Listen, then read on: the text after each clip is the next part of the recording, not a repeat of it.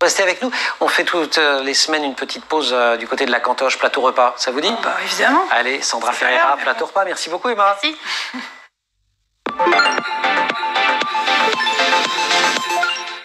Plateau repas, c'est notre rendez-vous avec Sandra Ferreira. Sandra, bonjour. Bonjour. Nutritionniste, diététicienne avec vous. Alors d'abord, on dit que c'est la journée européenne du bio demain. C'est ça. Et donc, une date qui était... Pourquoi de dire demain, c'est pas choisi au hasard, en fait? Non, c'est parce que c'est l'équinoxe d'automne, en fait. C'est l'harmonie entre l'agriculture, tout ce milieu-là, le jour de l'automne. Et c'est donc le moment de sensibiliser au bio. D'où cette tenue d'un verre bio. Oui, et regardez, alors ils sont extraordinaire. Et alors, qu'est-ce qu'on appelle finalement le bio? Et je précise que ça... Regardez, vous cultivez des c'est ça, ça vient de mon jardin. Vous voulez quelques raisins?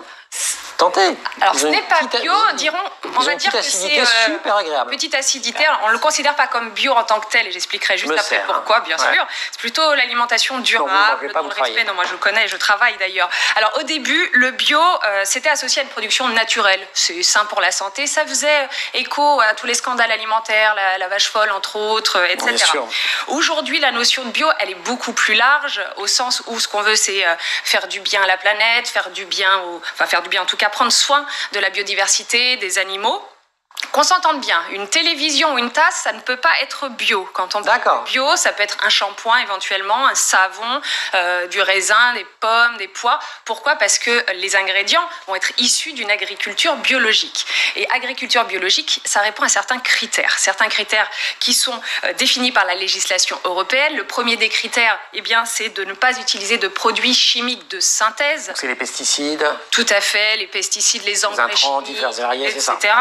Le deuxième critère, c'est de ne pas utiliser d'OGM, les organismes génétiquement modifiés. Et le troisième critère, c'est le respect des animaux, aussi bien au niveau du transport que de l'abattage. Donc ça va être 3 critères très importants. Donc on mélange différents produits? Alors les produits transformés, là il y a une petite exception, c'est qu'il faut simplement qu'il y ait 95% des produits issus de l'agriculture biologique parce que tout est mélangé. D'accord. On retrouve maintenant du bio dans les cantines scolaires. C'est du bon bio?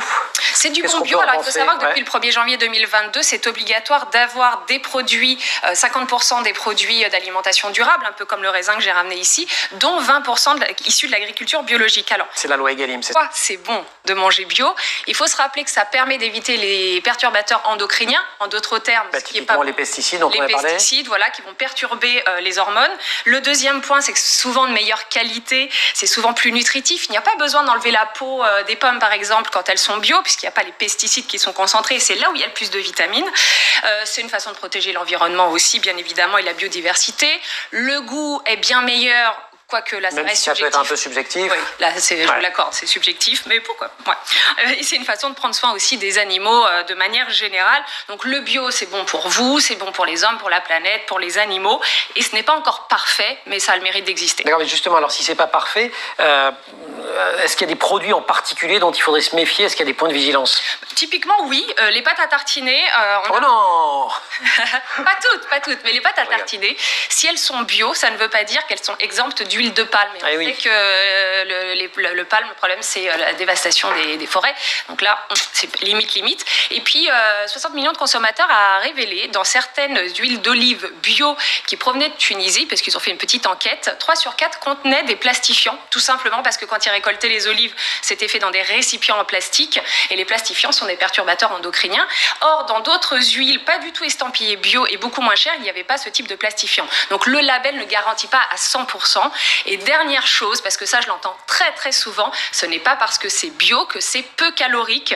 Un gâteau bio, c'est bon pour la santé, mais c'est fait avec du beurre, c'est fait avec du sucre, c'est fait avec tout. C'est pas une excuse pour manger des gâteaux et des gâteaux. Il y a de l'expérience personnelle là. Non, j'ai vu un sourire.